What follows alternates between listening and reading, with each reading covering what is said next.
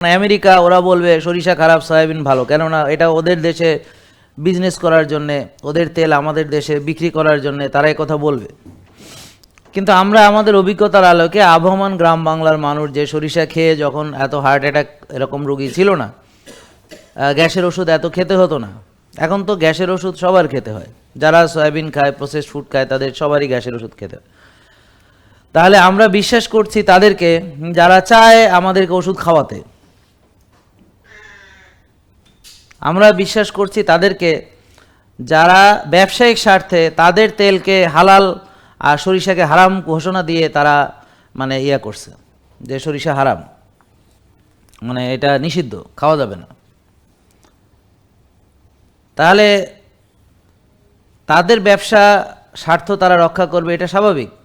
কিন্তু আমার জ্ঞান বুদ্ধি খরচ করে আমি খাবার খাবো, এই আমার জ্ঞান বুদ্ধিটা কেন কাজ করে না?